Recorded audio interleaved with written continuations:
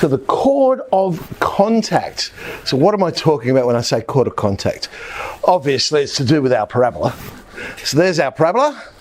Now, it's when we have an external point. So remember we said you got an external point, you can draw two tangents to the parabola. So we know the coordinates of the external point. I'll just give it some random coordinates, x0, y0. I can't give it parametric coordinates because it's not on the parabola. So I have to give it Cartesian coordinates, x0, y0. So we know we can draw a tangent going one way. That one I can give parametric coordinates because it is on the parabola. So we'll call that one 2ap, ap squared. And we'll call that one 2aq, aq squared. Well, the chord of contact is the chord that joins the 2 points of contact. So hence the name, chord of contact. PQ. So what we're going to attempt to do is find the equation of PQ. But remember, all we know are the coordinates of the external point. We don't actually know the parameter of P and Q. They were just random. We've given them random coordinates. So we want to come up with an equation that has no mention of P and Q in it, but has mention of our external chord there. So, okay, two ways of approaching it. So let's look at it a parametric way.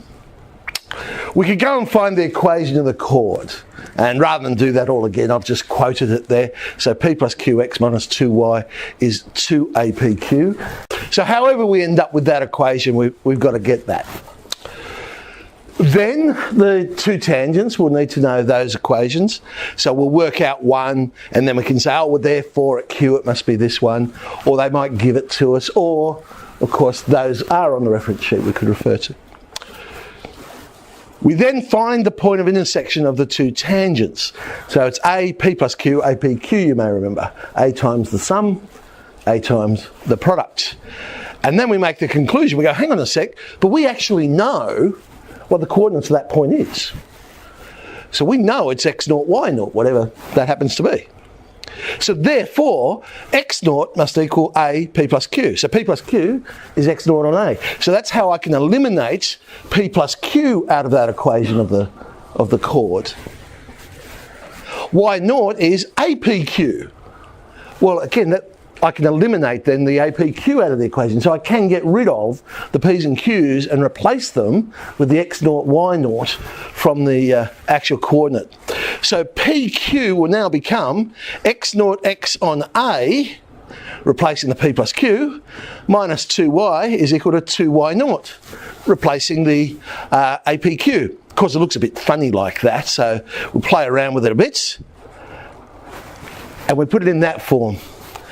And once again, you will notice it mimics the equation of the parabola, the equation of the tangent, and now the equation of the chord of contact. They all mimic it. Now, if I just flick back to the picture a second, it will make sense. Because remember, the equation of the tangent at a particular point we said was x1x plus 2a y1 plus y. You might remember that? Okay.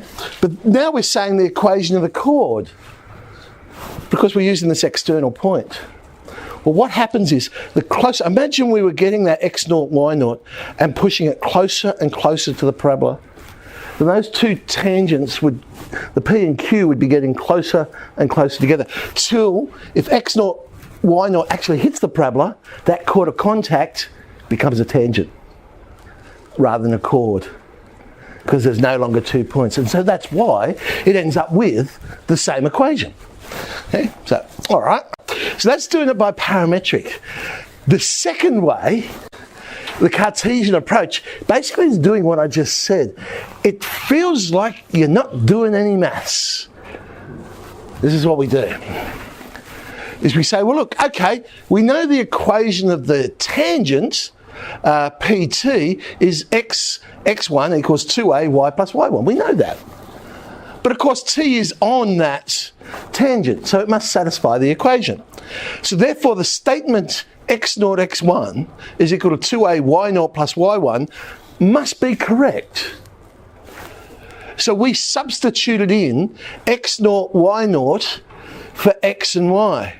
But just imagine that instead of thinking about this as, hey, I've substituted in x0 and y0 into x and y, imagine it was, hey, I substituted in x1, y1 into a different equation for x and y. Okay? So it could be thought of that P I've substituted into the equation of that line, x0 x plus 2a y0 plus y, because we know it's a true statement. Okay, so that's another way I could think about it. But then I could do the same thing with the other tangent. QT would have the equation x2 equals 2ay plus y2. But again, t lies on that line. So it is true that x0, x2 is equal to 2a y0 plus y2. So again, we can look at it and think of it as, yes, we have substituted in x0 and y0 into x and y. However, we could also think about it and say, no, what I've done is I've substituted x2, y2 into a different equation. So I now know Q lies on this line. Hang on a sec. It's the same line. Well, if P and Q are both on this new line, that must be the equation of the line.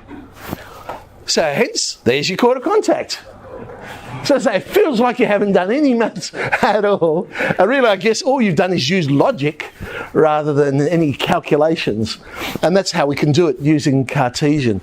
It does feel uncomfortable, I guess, the first time you sort of do it, because it's like, hang on, this feels like I'm fudging it here. What's going on? But it's the logic behind it that's solid. The reasoning is no question about it. So that's another way you could go and prove that chord of contact. Well, as I say, quick one today.